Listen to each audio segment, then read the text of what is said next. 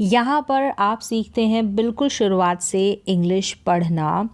छोटे छोटे वाक्य होंगे, रोज़ाना प्रयोग होने वाले शब्द होंगे जिनका हिंदी में यहाँ पर आप मीनिंग सीखेंगे। वाक्यों का हिंदी में ट्रांसलेशन होगा, यानी कि हिंदी में अनुवाद होगा, जिससे धीरे धीरे आपको इंग्लिश पढ़ने के साथ साथ सही वाक्यों की पहचान होगी, उनको आसानी से समझ पाएंगे। इस क्लास में आप ढेर सारे ऐसे सेंटेंसेस और वर्ड्स को सीखेंगे जो रोज़ाना आपके काम आते हैं, और कंटिन्यू इस प्रोसेस को, यानी लगातार इस प्रोसेस को अप्लाई करने से, जारी रखने से आप अपने इंग्लिश को इम्प्रूव कर सकते हैं। तो चलिए क्लास की शुरुआत करते हैं।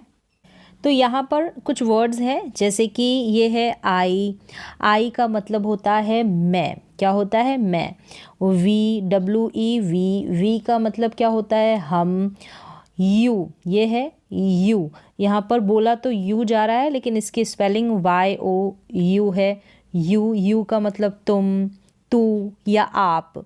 फिर यहाँ पर है दे। क्या है? दे, THEY, दे का मतलब होता है वे। ये सारे वर्ड्स ऐसे हैं, जब भी आप पढ़ेंगे तो इनका सामना तो आपको करना ही पड़ेगा। तो इनका एक तो अर्थ, मीनिंग पता होना चाहिए, और किस तरीके से हम सेंटेंस में, एक वाक्य में इनको अप्लाई करते हैं, यानी कि कैसे हम यूज़ करते हैं, वो भी सीखेंगे। तो देखिए, उच्चारण पे भी ध्यान दें अगर बिल्कुल बिगनर है तो। दे का मतलब वे या वे सब। ही का मतलब वह, और शी का मतलब भी वह होता है। ही का जो यूज़ है हम लड़के के लिए करते हैं, और शी का लड़की के लिए करते हैं। ये इट है। क्या है? इट। और इट का यूज़ होता है, कोई निर्जीव वस्तु होती है, ठीक है, जानवर के लिए, एनिमल्स के लिए करते हैं। कोई चीज़ होगी, कोई वस्तु होगी, जो भी नॉन लिविंग थिंग्स है, उन सभी के लिए इट। फिर ये है मी का मतलब होता है मुझे। क्या हुआ? मुझे। फिर यहाँ पर है हिम का मतलब उसे। हर का मतलब भी उसे होता है। यहाँ पर ये जो हर है, ये लड़की के लिए होता है, किसी फीमेल के लिए। यहाँ पर है अस, यू और अस का मतलब है हमें। फिर ये है दैम मतलब उन्हें या उनको, दैम। माय का मतलब है मेरा। माय का मतलब मेरा। यू, ये है यू, यहाँ पर ये कुछ नहीं है। यू का मतलब होता है तुम। तो यहाँ पर ये यू, यही वाला यू सेम है। चलिए आगे बढ़ते हैं। हिज का मतलब होता है उसका। हर का मतलब भी उसका होता है, लेकिन ये जो हिज है, ये लड़के के लिए यूज़ होता है, किसी मेल के लिए, पुरुष के लिए। और हर का यूज़ किसी लड़की के लिए, ये ध्यान रखना है। फिर यहाँ पर है OUR, आवर। इसको पढ़ेंगे आवर का मतलब हमारा, हमारी या हमारे। फिर यहाँ पर है देयर। क्या है? देयर। तो इसको भी देयर पढ़ते हैं और इसको भी देयर पढ़ेंगे। ये जो देयर है, ये देयर का मतलब होता है उनका। क्या होता है? उनका। और इस देयर का मतलब यहाँ पर देखें, हेयर और देयर। हेयर का मतलब यहाँ होता है, इसका अपोजिट हो जाता है देयर। देयर का मतलब वहाँ। तो उच्चारण यहाँ पर देख सकते हैं, इन दोनों देयर का सेम सा है, एक जैसा है, लेकिन स्पेलिंग अलग है, और हिंदी में जो अर्थ है ना, वो भी अलग है। इस देयर का मतलब होता है उन्हें, और इस देयर का मतलब किसी स्थान के लिए हम यूज़ करते हैं, किसी स्थान के लिए। और शुरुआत में किसी वाक्य के सब्जेक्ट के रूप में भी इसका इस्तेमाल होता है।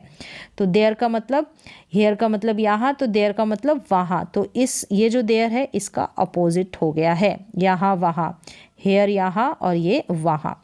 चलिए आगे है ये माइन। तो ये ध्यान रखें, क्योंकि स्पेलिंग में मिस्टेक हो जाती है, उच्चारण सेम है इसलिए। माइन का मतलब होता है मेरा, मेरी। माइन का मतलब भी मेरा और मेरी होता है। अब चलिए कुछ वाक्य देख लें, ताकि इनका सेंटेंसेस में हम किस तरीके से पढ़ेंगे वो तो देखेंगे ही, यूज़ कैसे करते हैं। जैसे कि यहाँ पर देखिए, आई स्पीक, यानी कि मैं बोलता हूँ या मैं बोलती हूँ। स्पीक का मतलब बोलना। यू स्पीक, यानी तुम बोलते हो, तो यू तुम आ गया यहाँ पर। फिर ही स्पीक्स, यहाँ पर एस लगा है, यानी ता है, ती है, ऐसा अनुवाद होगा टेंस के अनुसार। तो वहाँ पर ही स्पीक्स यानी वह बोलता है। तो ही यानी किसी लड़के के लिए। और शी स्पीक्स यानी वह बोलती है, शी स्पीक्स वह बोलती है। ये जो एस है और ये जो एस है ये प्लूरल के हिसाब से यूज़ नहीं हुआ कि बहुवचन है, नहीं, ये टेंसेस के अनुसार इसका इस्तेमाल हुआ है। और ये जो टेंस होता है वो प्रेजेंट इंडेफिनिट टेंस होता है, जिसका दूसरा नाम होता है सिंपल प्रेजेंट टेंस। तो टेंस को जानने से इन वाक्यों को और आसानी से समझा जा सकता है। फिर देखें, वी यानी कि हम, स्पीक हम बोलते हैं, हम बोलते हैं, वी स्पीक हम बोलते हैं, दे स्पीक, अब दे मतलब वे, दे का मतलब हो गया वे स्पीक बोलते हैं। तो दे का मतलब वे, वी का मतलब हम, शी का मतलब और ही का मतलब वह, यू का मतलब क्या हो गया आप या तुम, आई का मतलब मैं। चलिए अब आगे देखते हैं गिव मी। गिव का मतलब होता है देना और मी मतलब मुझे, गिव मी मुझे दो, गिव यू, यू का मतलब तुम या आप या तुम दो, इस तरीके से हो जाएगा अनुवाद, गिव यू तुम दो, गिव हिम यानी उसे दो, गिव हिम उसे दो, गिव हर उसे दो। तो ये जो हर है ये किसी लड़की के लिए होगा। गिव अस यानी अस का मतलब हमें, गिव यानी देना, तो हमें दो, हमें दो, गिव देम। अब जब शुरू में गिव आ रहा है तो दो इसका अनुवाद करेंगे, दो, देम यानी उन्हें, उन्हें दो।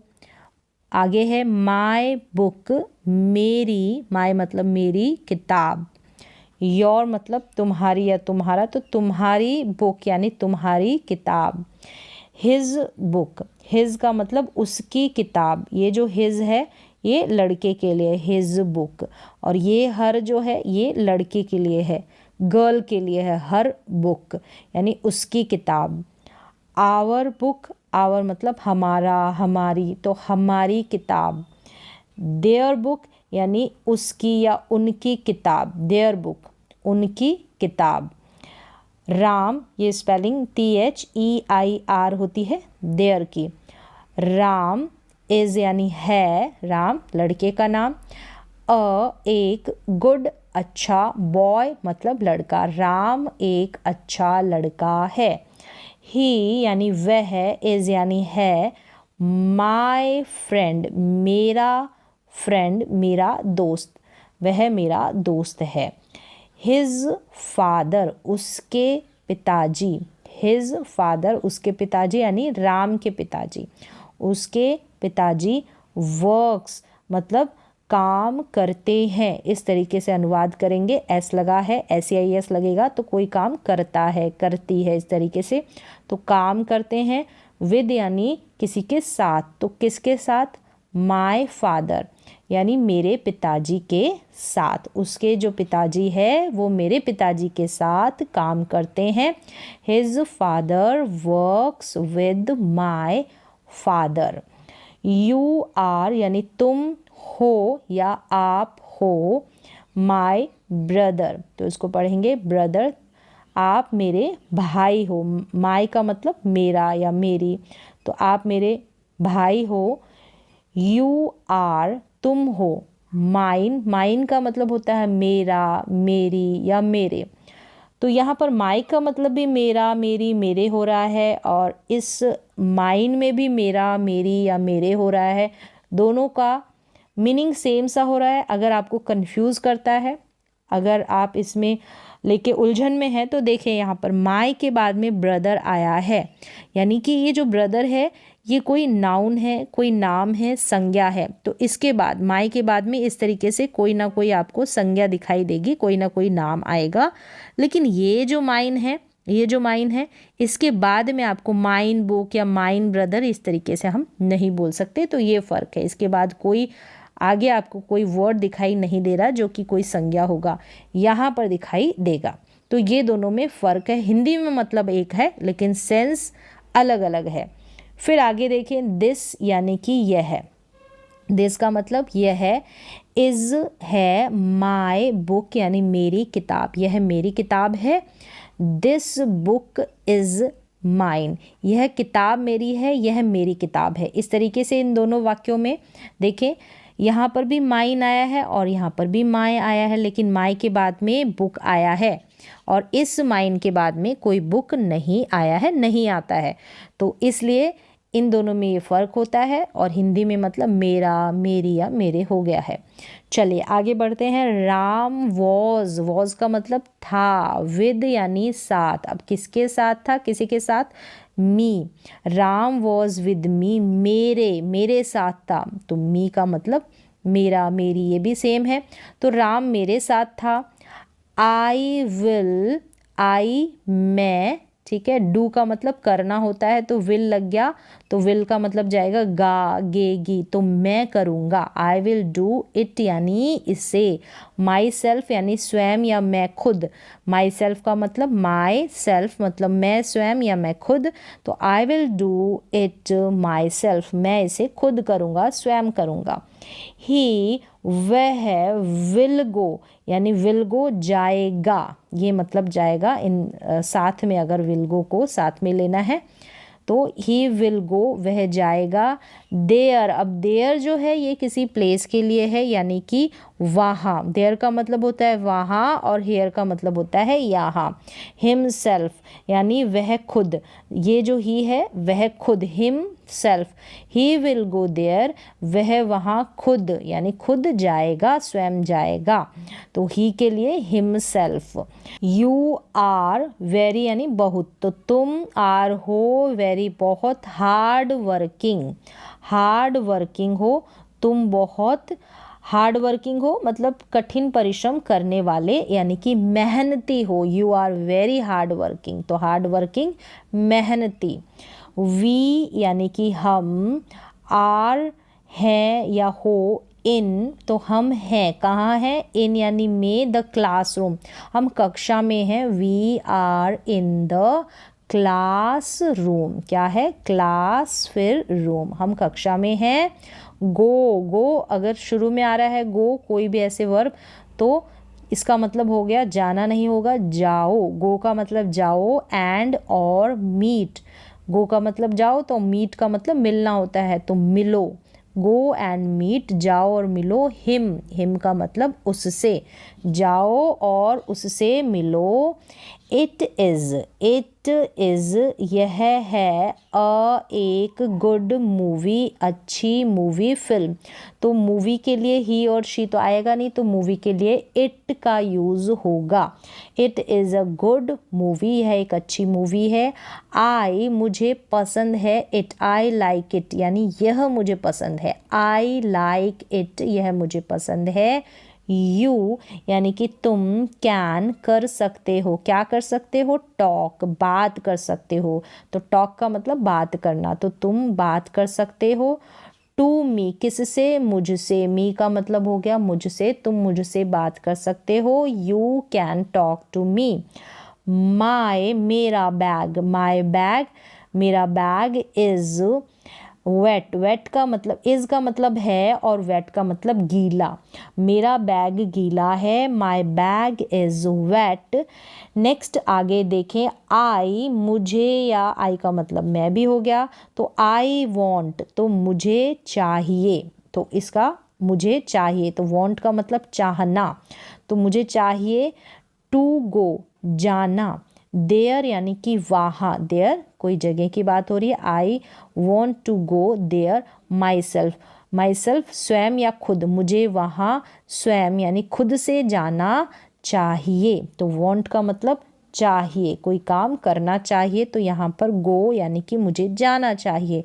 माई सेल्फ यानी खुद से, स्वयं से। फिर आगे देखिए कुछ और वर्ड्स है, बहुत इंपॉर्टेंट है, बहुत ज़रूरी है, जैसे कि दिस, ये है, दिस का मतलब यह है। दैट का मतलब वह, क्या है, वह। दिस यह, दैट वह। अब फ़र्क क्या है इनमें, दिस और दैट एक जने के लिए, किसी एक की बात करेंगे तो दिस और दैट का यूज़ होगा। अगर जिसकी भी बात करते हैं तो दिस, अगर वह पास है तो दिस लगेगा, अगर वह दूर है, क्या है, दूर है तो दैट लगेगा। ठीक है, कोई वस्तु जिसकी हम बात करेंगे, पास होगा तो दिस लगेगा, दूर होगा तो दैट लगेगा। ये दोनों ही दिस और दैट एक के लिए यूज़ होता है। अब इनका बहुवचन देखें, दीज और दोज हो जाता है। क्या हो जाता है? दीज और दोज। पढ़ें इसको दीज, इसको थीस नहीं पढ़ेंगे, दीज पढ़ेंगे, दीज और दोज हो जाएगा। अब जब हम दिस का जो है ये दीज हो जाएगा बहुवचन। पास में है, कोई चीज़ हमारे पास में है, बहुत सारी है तो दीज, कोई चीज़ हमसे दूर है और बहुत सारी है तो दोज। अगर कम है, एक है, मतलब कम नहीं, एक है, एक वचन है तो दैट, बहुत सारी है तो दोज। इस तरीके से इनमें फ़र्क देख लें आप, एक बार इनको ध्यान से याद कर लें, बहुत ज़रूरी है। फिर देखिए कुछ सेंटेंसेस में, जैसे कि दिस इज़ अ बुक, यह एक किताब है। एक बुक मतलब किताब। अब यहाँ पर हम एक किताब की बात कर रहे हैं, अ बुक है और वो किताब भी कहाँ है? पास है, नज़दीक है। फिर हमने बोला दीज आर, अब बहुत सारी किताबें हो गई, आर बुक्स, तो दीज आर बुक्स। अब यह की जगह ये हो गया, ये हिंदी में ये किताबें हैं, तो दीज का मतलब निकल गया ये किताबें हैं। फिर देखें दैट वह इज़ है, यहाँ पर अ लिख दें, ए आ जाएगा, अ बुक, जैसे ये ए बुक है तो दैट इज़ अ बुक, तो वह किताब है, दूर है, वो क्या है? दूर है, तो वह किताब है। अब एक ही किताब है लेकिन दोज यानी कि वे या वो आर बुक्स, वो किताबें हैं, बहुत सारी है बुक्स, तो दोज, लेकिन दूर भी है तो दोज। तो इस तरीके से इनके सेंटेंसेस बनेंगे। चलिए अब आगे देखें कुछ और वर्ड्स। हुज का मतलब हो गया किसका, हुज का मतलब किसका, जैसे कि हुज पैन यानी किसका पैन, इज यानी है, दिस यानी यह, हुज पैन इज दिस मतलब यह किसका पेन है। दैट यानी वह बॉय लड़का है, इज है सिक, वह लड़का सिक है, सिक का मतलब बीमार, दैट बॉय वह लड़का, तो जो ये लड़का है वो हमसे दूर है। गो का मतलब जाओ, शुरू में आ रहा है तो जाओ, बीच में आ रहा है तो जाना, वो अलग मतलब देगा, होगा वो जाना ही, तो यहाँ पर बोलेंगे हम अनुवाद करते समय गो जाओ, एंड और सिट यानी बैठो, जाओ और बैठो कहाँ, ऑन यानी पर, किस पर, द सोफ़ा यानी उस सोफे पर, देयर का मतलब वहाँ, ये जो देयर है जगह के लिए, जाओ और बैठो वहाँ उस सोफे पर।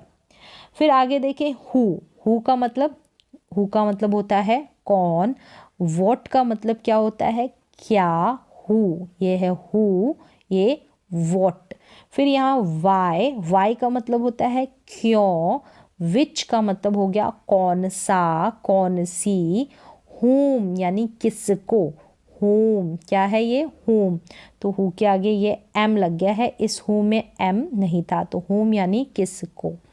फिर देखिए sentences, what is your name, तुम्हारा नाम, योर मतलब तुम्हारा, नेम मतलब नाम, वॉट का मतलब क्या और इज़ का मतलब है, तुम्हारा नाम क्या है।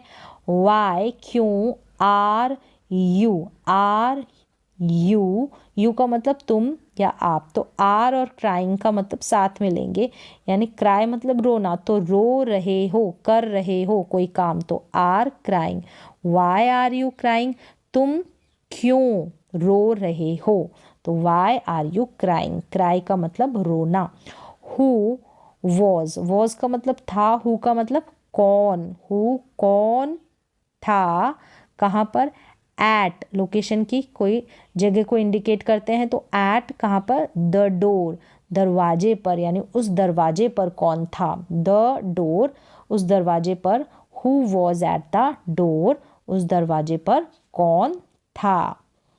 तो इस तरीके से जो सेंटेंसेस है बहुत ही सिंपल है, बहुत सारे वर्ड्स है जिनका आप रोज़ाना इस्तेमाल करते हैं, जिनका मतलब यहाँ पर मैंने आपको बताया है, तो आपको समझ में आया होगा। बहुत ही साधारण से सिंपल से बिगनर्स के लिए वाक्य। तो यहाँ पर आज के इंग्लिश की क्लास में बस इतना ही, मिलते हैं नेक्स्ट क्लास में।